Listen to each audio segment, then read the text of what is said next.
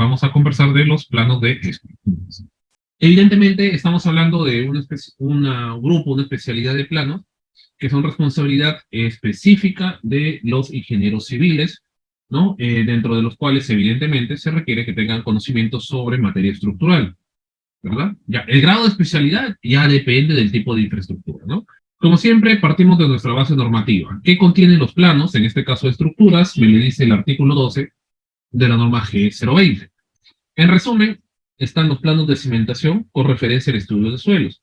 Por otro lado, los planos de armaduras para cada techo, indicando niveles, planos de columnas, vigas, memoria de cálculo y especificaciones técnicas.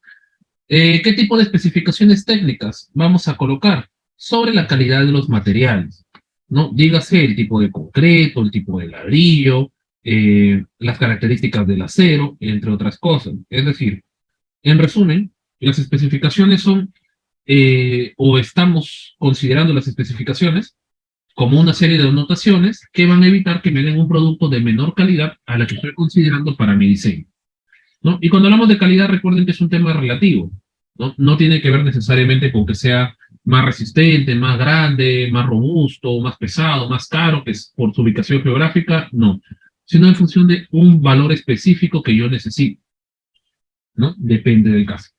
Ya. Entonces, generalmente, esas especificaciones, en el caso de estructuras, me van a hacer referencia ya no a un valor cualitativo, como en el caso de los acabados y los componentes arquitectónicos, sino más bien va a ser cuantitativo.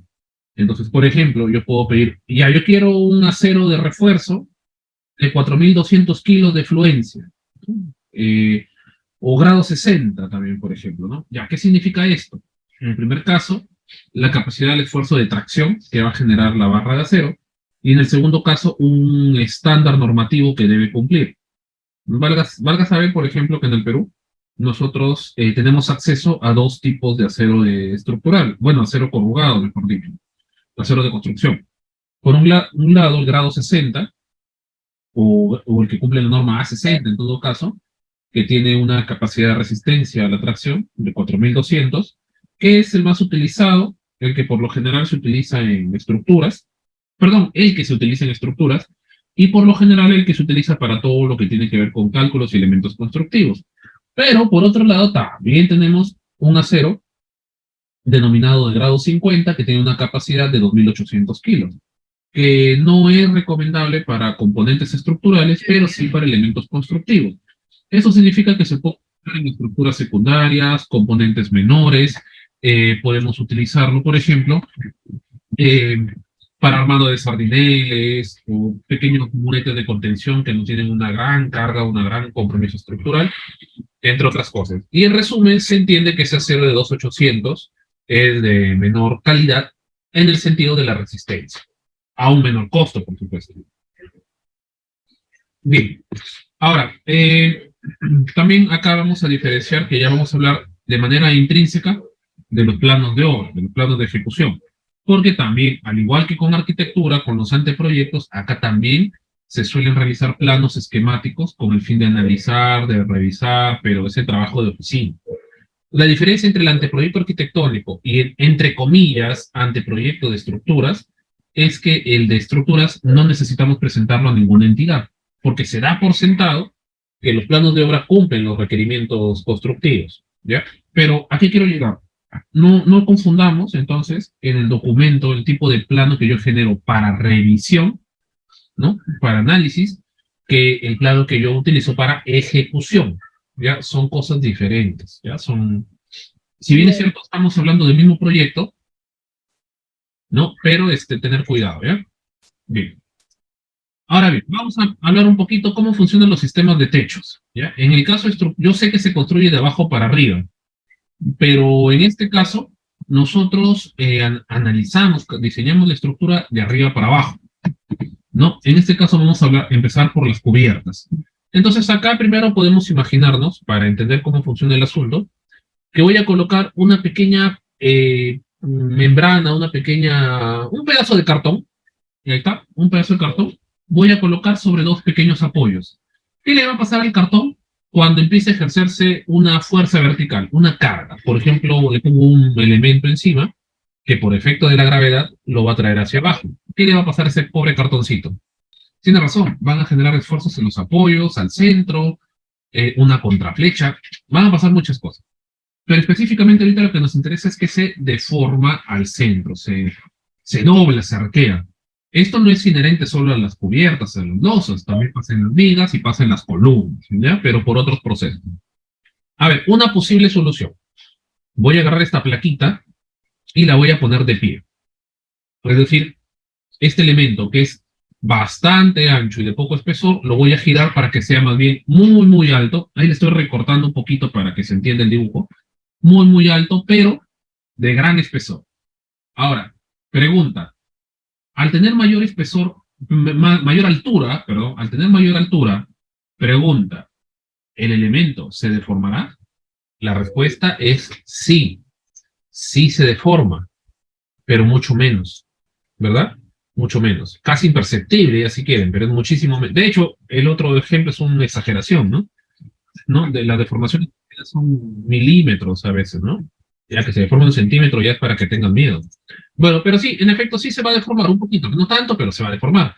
Entonces el punto es que cuando el problema es que, por un lado, ahí si se dan cuenta, estos flechitos de color azul me representan una fuerza lateral, que podría ser un sismo, podrían ser vientos o empujos de cualquier naturaleza, y como ahora el espesor está, perdón, a estas fuerzas azules ahora lo que se enfrenta es el espesor que era muy delgadito, entonces no hay mucho para ponerle resistencia. Y aquí es donde va a fallar, porque el elemento no está confinado, es decir, no está amarrado. Ojo la palabra confinado. ¿Ya? Pero por otro lado, sí, sí tiene mucho mejor comportamiento en la vertical, en la gravedad, pero miren la separación de los elementos. ¿De qué me sirve un espacio? ¿No? A ver, vamos a ver, ¿qué me puede decir un espacio sin techar? ¿Para qué me sirve? Ya, está cercado, ya, ok. A nivel de planta nadie se va a meter. Pero ¿qué tan útil es un espacio sin techar? Muy poco útil en realidad. Y sobre todo sin la posibilidad de tener algo arriba, ¿no? Ya, entonces la lógica sería, ¿sabes qué? Entonces vamos a techar como hacían los griegos en la antigüedad. ¿Cómo construían los griegos? ¿Se acuerdan? Los que han llevado historia de la arquitectura, historia de la construcción, ¿no? Pilares y dinteles. O sea, agarraban el dintel, que esto básicamente es un dintel, ¿no? Desde el punto de vista histórico, y vamos a poner uno al lado del otro. Dintel, dintel, dintel, dintel, hasta tener algo por el estilo. Pero, ¿cuál es el problema? Pregunta, ¿tiene el espesor del anterior? O sea, perdón, ¿tiene el espesor del anterior? O sea, la deformación, pregunta, ¿sería mínima también, como en el caso anterior? ¿Tendrá resistencia a la lateral? La respuesta es sí. Ahora, ¿cuál es el problema de esta losa? Exacto, pesa mucho. Es mucho peso muerto y además eh, es muy costoso, ¿no? Es mucho material. Entonces, vamos a hacer un truco. En realidad, si me doy cuenta, con esto que está acá, el 1, me basta para caminar. Y con lo que está en el 2, me basta para estructurar. Entonces vamos a mezclar ambos criterios. Y vamos a generar unos nervios de apoyo cada tanto en tanto, y los vamos a confinar por arriba con un marco rígido, una plataforma rígida, que vamos a llamarle diafragma, donde vamos a estabilizar todos los elementos. Pregunta, ¿tendrá el mismo comportamiento estructural que el de la izquierda desde el punto de vista de la gravedad? En términos sencillos, ¿no? Diríamos, ¿tendrá capacidad de resistencia a la gravedad este componente? ¿Qué dicen ustedes? Por supuesto que sí. ¿Pesará lo mismo que el anterior? No. O sea, en otras palabras, utilizando menos material, estoy consiguiendo una estructura igual de eficiente. Pero tiene un pequeño problema. Un pequeño problema. Vamos a conversar de un concepto llamado encofrado. ¿Qué es un encofrado? Es el arte, básicamente es un arte, de construir un molde, una caja, voy a decir la palabra es un molde, en el cual voy a vaciar el concreto. O sea, tiene que tener la forma de la losa o de la viga, la columna, para hacer el vaciado del concreto encima. Ahora, pregunta, yo sé que el sentido común nos dice que vaciar concreto es más caro que hacer un encofrado, bajo la premisa de que lo que a mí me sirve, con lo que me quedo, es el concreto y no el encofrado, que es una estructura temporal. ¿no? El tema es que la madera del encofrado poco a poco se va desgastando y poco a poco se va perdiendo. Pero más importante, hay otro criterio. Pregunta, amigos míos. ¿Qué piensan ustedes que cuesta más? ¿El material o la mano de obra en general? Por lo menos en los partidos de estructuras, porque en los de acabados es relativo. Pero en estructuras, ¿qué piensan que cuesta más? La mano de obra, ¿no? La mano de obra, correcto, ¿no? Casi igual, dice, sí, en efecto, puede ser, casi igual, pero en líneas generales, antiguamente, en los años 90, era al revés, el material era lo caro, ¿no? Ahora, a pesar de que el material ha subido, la mano de obra ha subido mucho más, muchísimo más. Por hacerles una referencia, en los años 90, a un peón de construcción, a un ayudante, es decir, la mano de obra no calificada, lo que a veces le dicen el cargalatas, ¿no? De forma peyorativa, se le pagaba menos de 10 soles el día. Se le pagaba 10 soles el día al ayudante. Hoy, en los costos oficiales de construcción, pueden oscilar los 80, 90 soles el día, ¿no? Entonces se dan cuenta que hay una diferencia brutal, ¿no? De incremento. Ahora bien, el asunto es este. Para hacer este encofrado, descontando los laterales, los frisos, que son los cantos laterales, yo necesito construir esta tapa. ¿Verdadero o falso? Así es, básicamente la de abajo, ¿no? Ahora pregunta, ¿este encofrado será igual que el encofrado de la losa de la derecha? No, ¿verdad? ¿Por qué? Por la sencilla razón que esta requiere hacer todo un ejercicio de carpintería, porque eso ya es carpintería de las buenas. La de la derecha es mucho más costosa, demora más y todo lo demás. Correcto. Y a este le vamos a llamar losas nervadas. De aquí vamos a ver cuál es el punto de cada una. Ya, el hecho es que en la práctica, a este elemento de la izquierda, nosotros le solemos llamar losas macizas, cuando son completamente compactas, llenas de puro concreto. Y las de la derecha, las losas nervadas. ¿Por qué? Porque resaltan los nervios, ¿no? Los nervios. Muchas personas dicen, ¿no? El concreto es la última gran tecnología, invención de la humanidad del siglo XX. Mentira.